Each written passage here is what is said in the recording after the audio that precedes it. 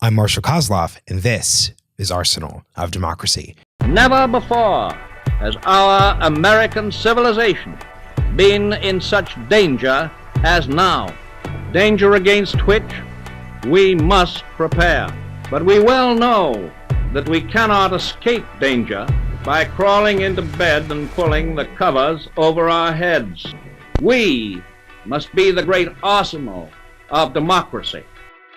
On today's episode, I speak with Marlinspike CEO and founder about his work in the venture capital industry and how venture capital and technology, respectively, can help the United States meet its geopolitical objectives. We also discussed the role of SpaceX and public-private partnerships in meeting America's dual-use security needs. John Paul Jones, father of the American Navy, he said, men mean more than guns in the rating of a ship.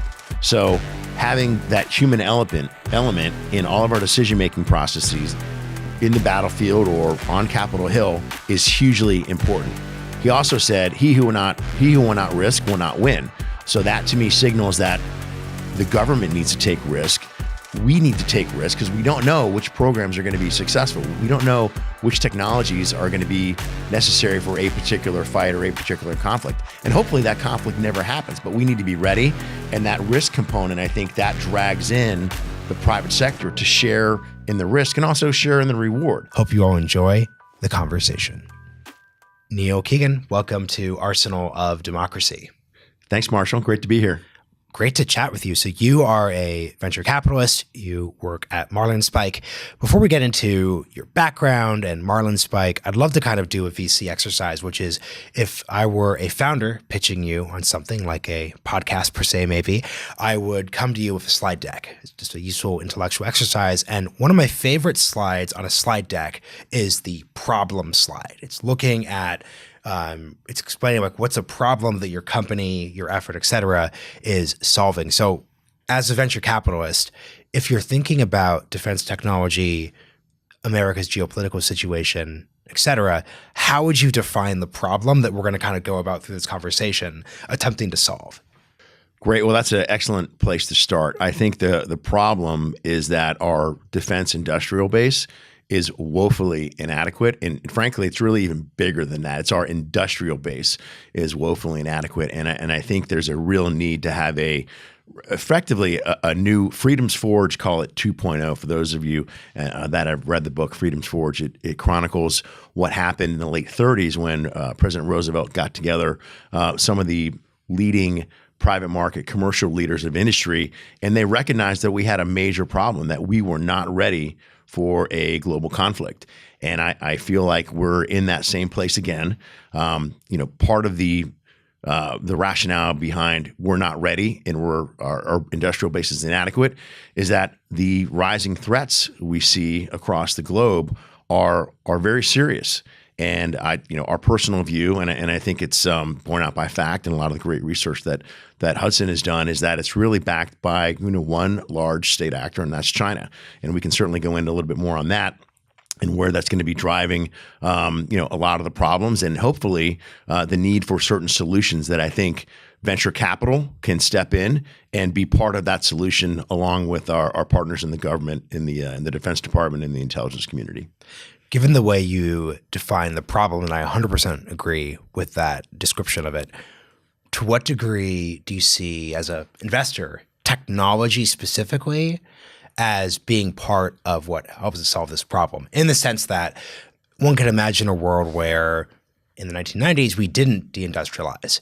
And that could be an environment where maybe we'd be in a better state from a geopolitical perspective, even if we hadn't invested in the newest technologies or different factories, et cetera, et cetera, et cetera. So where is the X factor that technology brings to the table coming in here? Sure. Well, why don't we start with an example, and we'll just pick the Navy and shipbuilding. So as you'd mentioned in the opening part of the podcast, I'm a Navy veteran. And so the Navy is near and dear to my heart. There was a recent article that highlights the shipbuilding inadequacies of the United States vis-a-vis China. So right now, the industrial shipbuilding capability is 233 times or greater to one to China's favor. So this is an awful statistic, and it breaks my heart being an ex-Navy man. But your question really is, how do we fill that gap?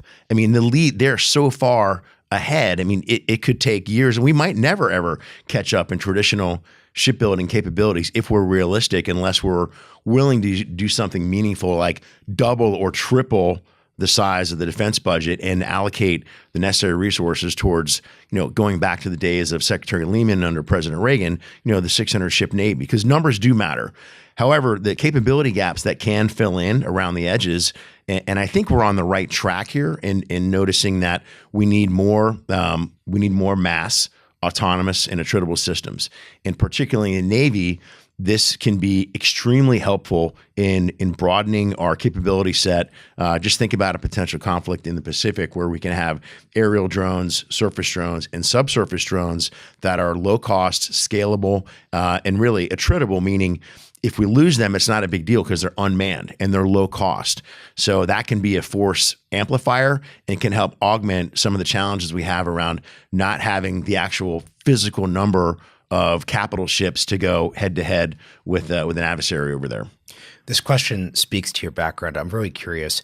As a Navy veteran yourself, I think your approach to defense investing would probably be a little frustrating in some senses, because I feel as if at a deep level, you would say the biggest problem we need to solve is we need to rebuild our ability to build capital ships, to build the merchant marine, all of those Freedom's Forge 1.0 ways that the U.S. dominated in World War II from production capacity. But there isn't exactly like a venture firm or a company saying, hey, like we're going to do that. Like there isn't like a company that's saying, hey, New Liberty ships, we are going to use technology to like make it so that we can build all of these new ships and build the Navy, build new Jeep carriers. So effectively, that's not exactly the actual offer here. So just from your personal experience, what is the gap between the problems that sailors, Marines, airmen, soldiers, et cetera, are facing and the actual technologies that you're investing in and the solutions that you're providing?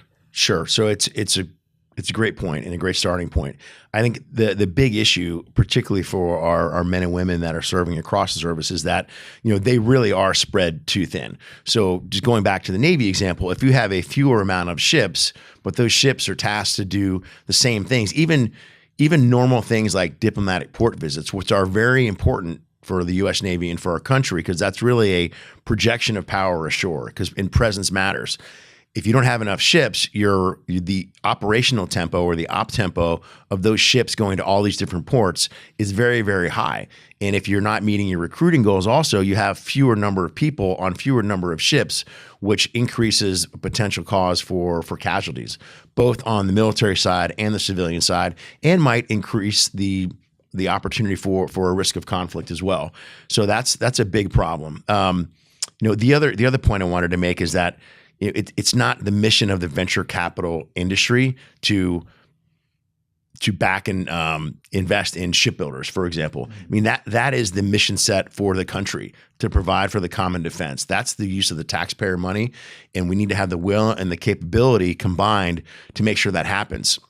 Where I see the venture community, particular in this defense technology world, is to obviously understand the problem and then look for those gaps where technology can fill in, and then find these bold founders that come up with these amazing ideas that can move at speed to fill these capability gaps, and then hopefully get help from the government, whether it's a signaling from the DoD or the intelligence community, like we need these capabilities, or a recognition from that group when a capability is developed with private capital that can be used for a certain situation. Then the DoD says, great, we're a buyer, and we're a buyer at scale. And then the last piece, when we look at investing in these types of companies, we're always looking at it from a dual use perspective, because our number one job is to produce a return for our investors.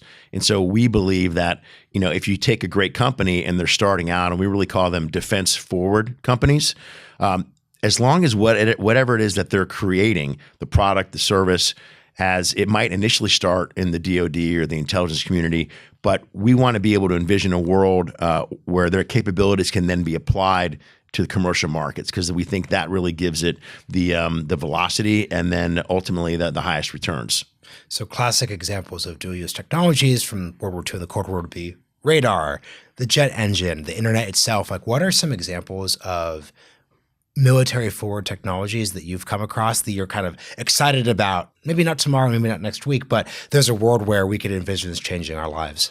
Great. Yeah. And you bring up a great point. Not a lot of folks know that this history of dual use investing. So these innovations that were led out of military or intelligence community needs, this goes back to, over, almost 100 years ago. I mean, the whole space industry, for example, where would we be without satellites and GPS, or even the launch industry? And I think, SpaceX and Elon Musk has really shown us the way in terms of a public and private partnership to some degree, because frankly, it's a symbiotic relationship. There would be no SpaceX if you didn't have a bold founder doing something incredibly courageous and extremely difficult. But without government contracts and that demand signal, there'd be no way he could bring these launch costs down and then succeed at the level of success that they've had. So it's very important to focus on that. Yeah, something I'm curious about, because I think you set this up well when you explained that, VCs, defense tech, which is a small portion of all of the overall venture capital in this country and the broader world, are a part of a broader ecosystem, civilian, military, otherwise, that is filling in various aspects of the national defense. So I think if you're explaining this ecosystem, really go into your background and help us understand we kind of know what venture capital is here, obviously, but what is venture capital? What was the background that led you to that position? And how does Marlinspike itself kind of culminate all of that in a way that fits into this broader picture of a national defense we're talking about? Sure. So my path has been a little circuitous than a typical VC. So obviously started out I was a Naval Academy midshipman, served 6 years in the Navy on ships. Was fortunate that I was stationed all over the world. Always had an interest in economics and finance. So after graduate school here in DC at Johns Hopkins SAIS, I was fortunate enough to get an internship at Goldman Sachs. So went there for a summer on the equity side of the business, worked in New York for a number of years, wanted to be closer to the investment side of the business and the client side of the business, having worked with some of our hedge funds in New York, moved to Los Angeles. Also, the weather was better. And then started working with our private clients. One of my clients sold their business. I went over to work with him during the financial crisis, and that ultimately turned into establishing a family office and running the investment portfolio. So we had a big focus on alternative investments, so private equity, venture capital, real estate, and outside of investing in funds, which was always of interest to me, but we also did direct deals. And so going back to your earlier question about innovations in interesting companies, SpaceX was an early investment that we did about 10 years ago. And I think that's when the light bulb really went off for me in terms of mixing my passion for history and service and national security with, wow, this is fascinating from a technological standpoint, but also super interesting from an investment standpoint, where finding these companies that are truly potentially changing the world and changing whole industries and upending them with disruptive, founders. But also from an investment perspective, if you could find a way to solve these problems for national security, get early revenues, get early proof of concept, get non-dilutive capital from an investor standpoint, that really provides a level of risk mitigation. And then as these companies continue to progress and then scale into the commercial markets, that gives a whole other level of upside. So I liked that return profile of investing. So the seed was planted to focus in that area. And then a number of years went on, and I was just more and more interested in being entrepreneurial and starting a fund and working with like-minded partners. So I left the family office about 5 years ago and moved from LA back to DC, and really with the expressed intent of starting Marlinspike so we could invest in this area. And I started doing, one-off deals, special purpose vehicles. Palantir was our first investment during the middle of COVID, which was a great success. And what was great about that, not only was it a great, financial success, but an absolutely spectacular company. And I loved your pod with Sham the other day as well. Terrific company, really doing some amazing things. 20 years in the making too, right? Mm-hmm. So what we were seeing is that there's a whole universe of these unbelievable companies that are starting now or have started recently that are even operating faster and at speed and iterating. And there was, capital for that. So as we did more and more deals, I kept running into some really great people in this space in DC, which which gave me the confidence to then partner up and put together Marlinspike as a dedicated fund, which is a whole nother business in and of itself versus trying to say, hey, I've got this investment in Palantir, you should invest in it. It's here's our thesis, here's our strategy, here's our team, here's how we find these companies, here's where we invest in them in the life cycle of their company, here's how we plan to help them grow with our network, and here's how we ultimately we see them exiting so we can provide a great return, and then, oh, by the way, go out and raise more capital, raise a subsequent fund, and do it all over again so we can make even more of an impact and invest in more companies. Something I'm curious about, you said disparagingly about yourself in a nice way, the non-traditional background for an investor, but we're talking about defense tech specifically. And folks who don't follow the venture world may have missed this point. This is a relatively new category. So it's not like with, let's say, traditional venture investing where people have been doing some version of this since the 1970s. If Palantir is the first modern defense company, like the actual number of people who have founded top tier defense companies, because typically you could think of Mark Andreessen at A16Z, Netscape, AOL, a bunch of different companies, then he launches a VC firm. That's a logical path for him. But given the fact that set of opportunities isn't quite available in the defense tech category, what do you think makes a good, I've never asked this, but I kind of wonder, what makes a good defense tech founder? So I think that opens up the landscape, which I think is great. I think, if you had asked that question 4 years ago, there wouldn't really be that many folks you could talk about, because there are some, as you've mentioned, some very skilled and excellent investors that have run, massively successful VC funds like Founders Fund, or obviously Peter Thiel or Joe Lonsdale at 8VC that were investors in Palantir, for example.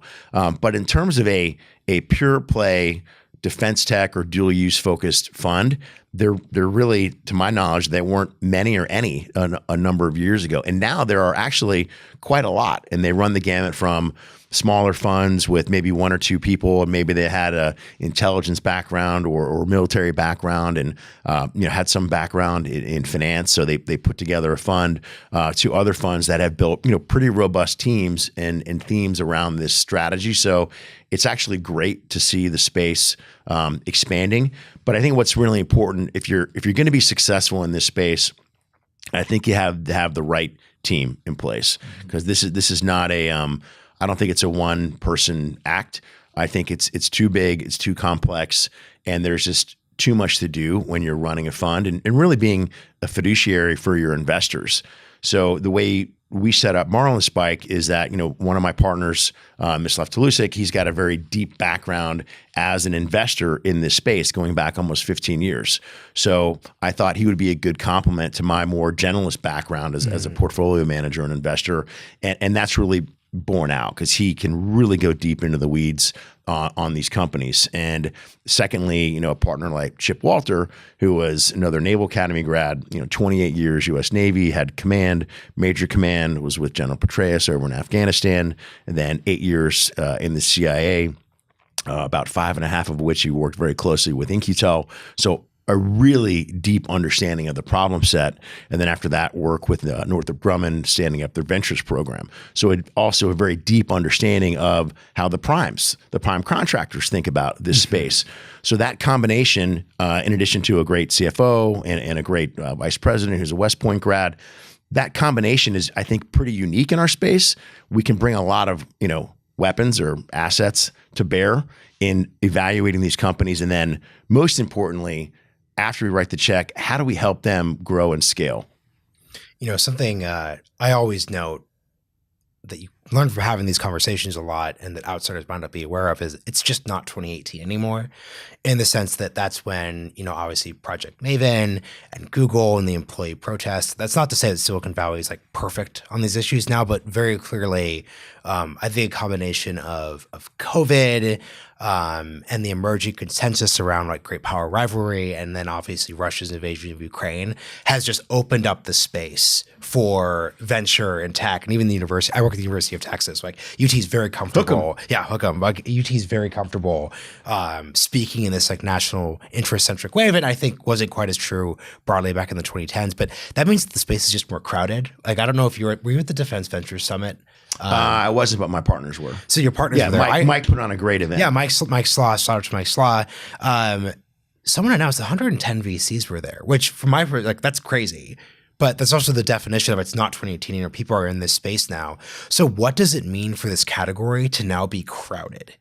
Especially this isn't SaaS. I'm not saying SaaS is easy, but it just means that the number of companies is much smaller. Tricky. It is tricky, right? Because you've got companies that are SaaS related. You've got companies that are pretty purely hardware related, and then you've got a nice mix of companies that are really hardware and software interrelated. So you can think of a company like Anduril, which is really a software first company with their Lattice operating system, and then they bolt on all these really amazing products. And what's great about them, and it's a good example of the private sector stepping in and taking risk with their capital and investor capital.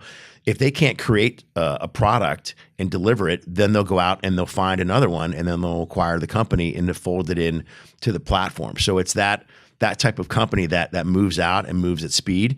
And I think you're seeing really the same thing with the venture community, where people are taking the risk to go run a fund. And running a fund, I mean, it's a long-term commitment. You're asking for 10-year money. Mm-hmm. It's hard to raise capital. You got to put your own capital in, and there are no guarantees. So I think what's great about the space is that there are a lot of folks that have taken that leap, not only to build these innovative companies, but to take the leap to go out and raise capital around this theme.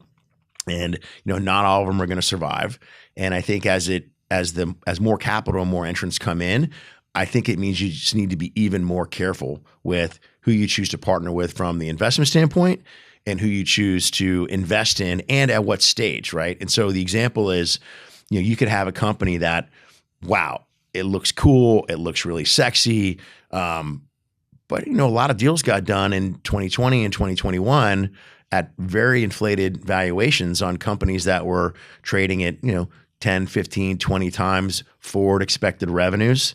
And they might only ever really be a defense related company. Mm-hmm. And if they legitimately have zero commercial applications, the reality is those companies are going to have a hard time going all the way to an IPO, which of course is what everybody wants. Mm-hmm. The vast majority of those companies, even the ones that, and the vast majority of them aren't going to make it, the ones that do are probably going to be an acquisition target.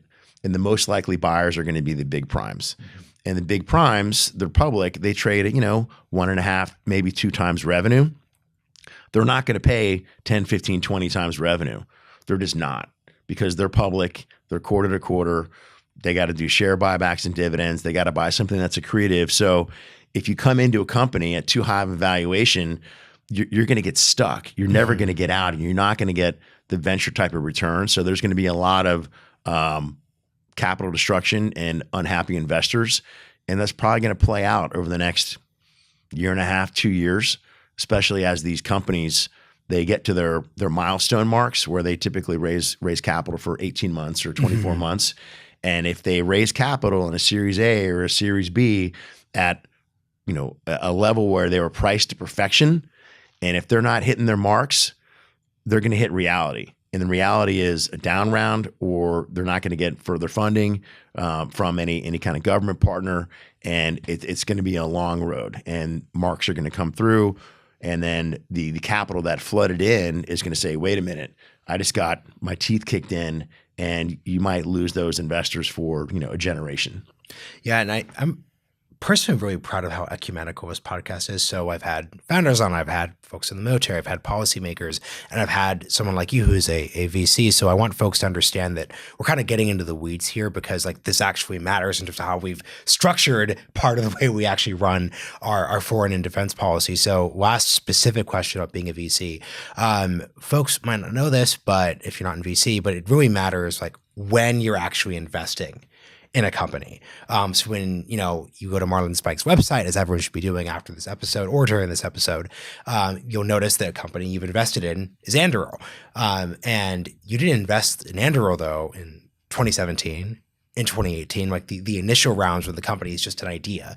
You're investing in the later rounds. Could you explain your philosophy around investing in later rounds and where Marlinspike's value add is in a situation like that? Sure. Because it also should be noted, like companies like Anduril tend to have like a big founder who's bringing a lot of money to the table. So I mean, and this is why it's like this stuff matters, but it's really fascinating. So I think it really goes back to just my background as an investor, what I learned at Goldman Sachs, what I learned running a family office, what I learned, putting my own capital out there. And I never really liked this idea of venture. Think of it like spray and pray. Like, let's invest in 20, 30, 40 companies and, we're going to lose 90% of them. And maybe one or two really hit it and they could be, huge returns. I never really liked that. And it might be right. And some people do it, but what I wanted to do with Marlinspike and what we feel good about in terms of our partnership and where we look, we wanted to build a fund that was going to be right for our investors and right for us as we risked our capital. So our portfolio construction philosophy is I think somewhat unique because I haven't really seen this out there with any other kind of pure play defense tech fund. We're focused on, call it roughly 80% in the early stage. So seed, Series A, to some degree Series B. But we want to keep 20% back for later stage companies. And in particular, in our world, there are companies, obviously SpaceX has made it, Anduril has made it, Palantir has made it. There's others that are coming up the curve.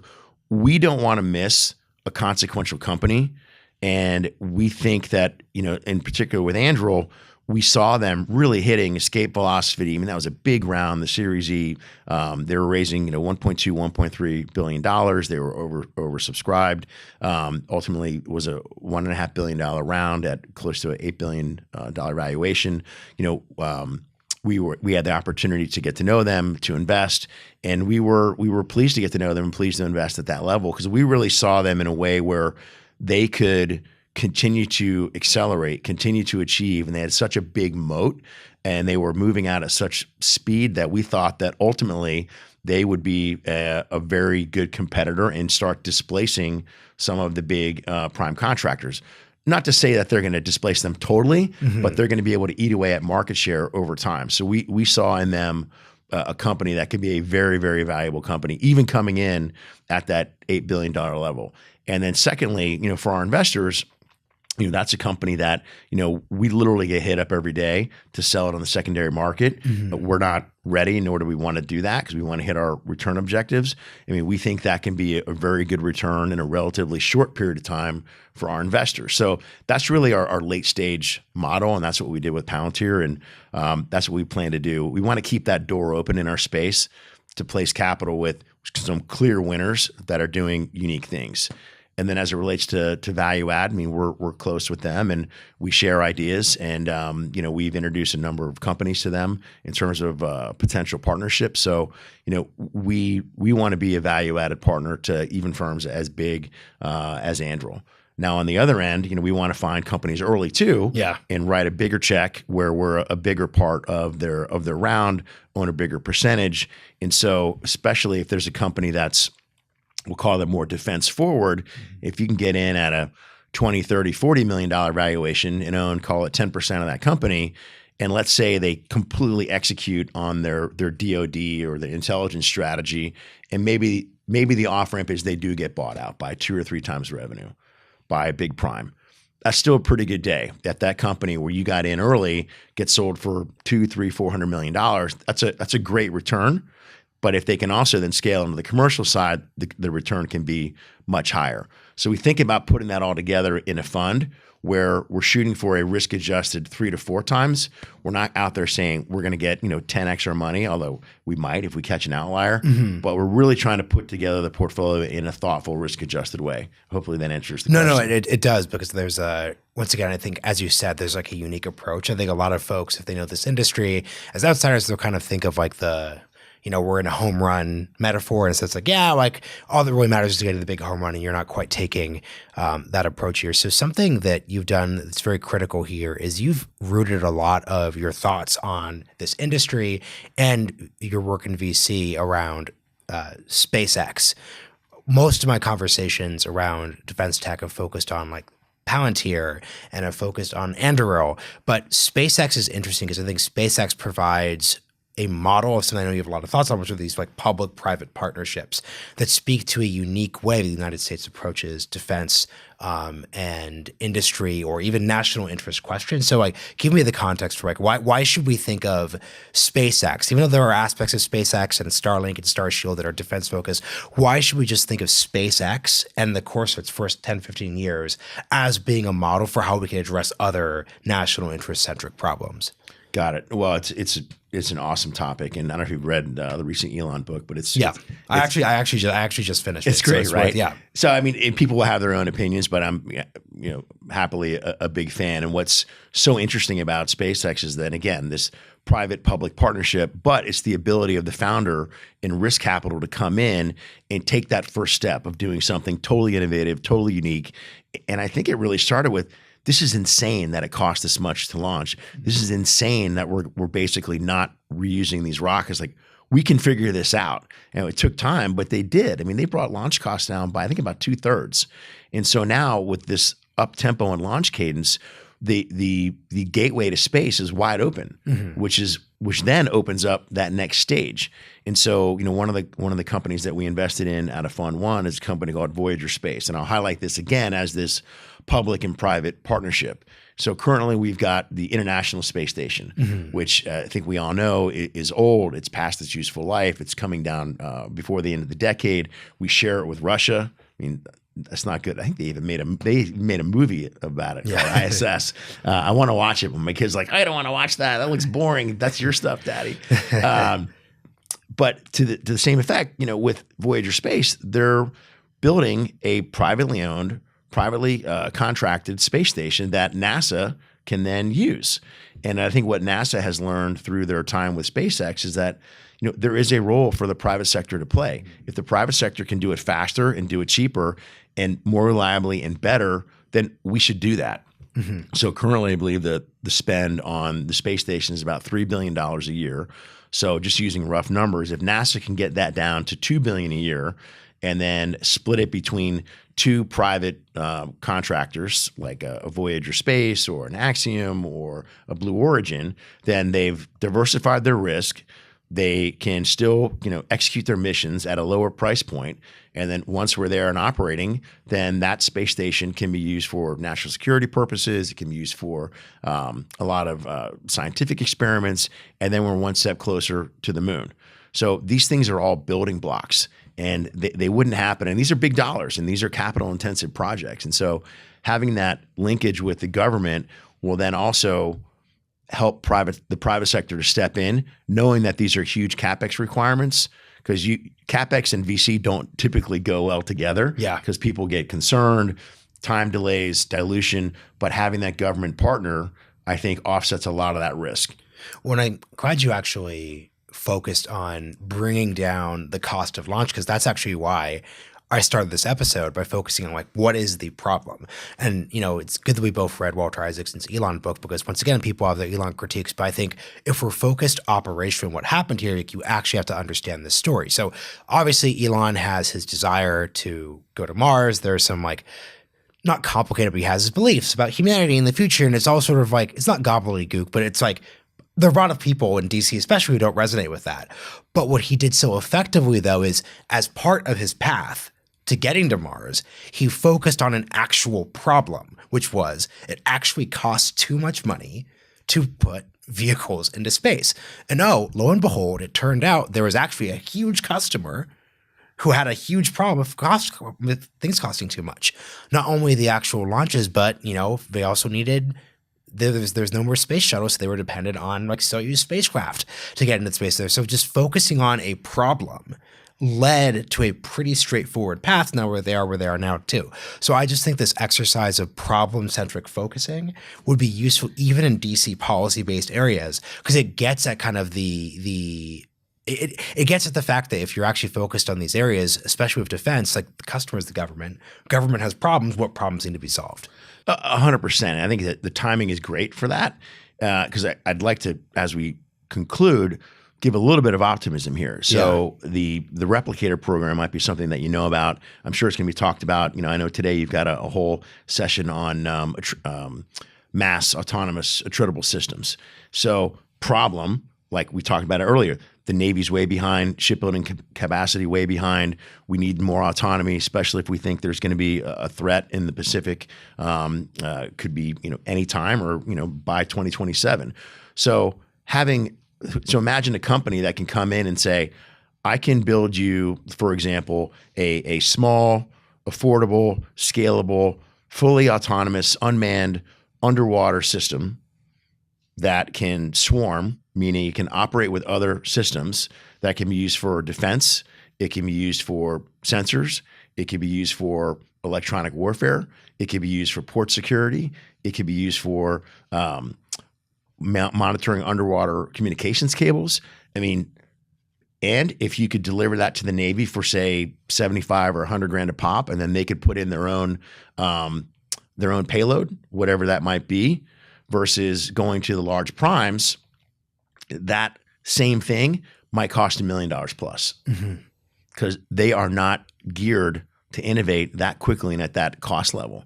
So Replicator program has signaled they want to put out $1 billion or north of it to all these low-cost, affordable, mass attritable systems undersea, on the surface, in the air, and that's a good starting point to try to get that capital out into these companies so we can then get those things to where they need to be to address the problems. To what degree do you think defense tech is going to be able to reduce the overall cost of systems and expenses, especially as we enter into a period of possible austerity? Because if you think about tech, right, why is tech great? In software, zeros and ones, it's not physical goods. It's lowered prices in some categories. But the metaphor is kind of mixed when it comes to these hard tech defense tech spaces. Yeah, the software component is absolutely huge. And you hit it on with your last podcast. That is absolutely huge. And I think anything that we do that's hardware related is going to have some type of software component. But we're not going to be able to get around, especially in the DoD atmosphere, in terms of having some element of hardware. We got to have it. So it's just a necessary, fact of life. And I think you're right. We need to learn to do more with less. Obviously we've got, there's cost overruns and $842 billion is the budget. That's a lot of money, but frankly, I don't think it's enough, but we also need to shift our spending within that. And I view a transition period over the coming years in terms of where that money is going and how successful some of these innovation programs can be, so we can potentially, displace other systems that are potentially, way too costly.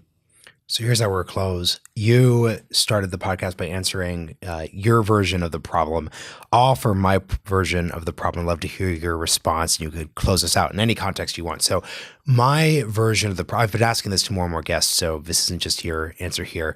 My version of the problem is that it really feels like we're living in 1917 in the sense that we see visions of this future. If it's 1917, you have the tank. It's not quite there yet, but clearly this is going to have huge implications for everything from cavalry to infantry to mass and speed. That's Blitzkrieg in 1939. At the same time, though, there's a stalemate on the Western Front. There are trenches. There are just these long-term problems that have actually affected everything. You have artillery, the machine gun, et cetera. Today, we see in Ukraine especially drone technology. We see artificial intelligence on the battlefield. We see the impact of satellites. We see all these presages of how the future is also now, but also we could see this 10xing over the course of the next decade. At the same time, though, Ukrainians are being overwhelmed by just mass. One of the most ancient of realities on the battlefield. If you actually have a lot of people and you don't particularly care about their individual worth, you can just move and move and move and move until you win. So the world we face is one that both has aspects of the future, aspects of the present, but also aspects of the past. This doesn't have to be a defense technology answer, but how do you think about this problem? Because if I'm thinking from a force planning perspective, if I'm thinking from a politician or a policymaker's perspective, it's hard to come up with something comprehensive to respond to all that. I can't just say, okay, arsenal of democracy, let's run it again Right. to that situation, because that's not quite what it is. How do you think about this dynamic? Yeah, and I love the fact that you're such a student of history. I was a history major as well, so I was going to bring it back to a little bit of history as well. So you're so on point. What's old is new, and General Mattis, I think, once said that every war, every battle, every skirmish has already been fought.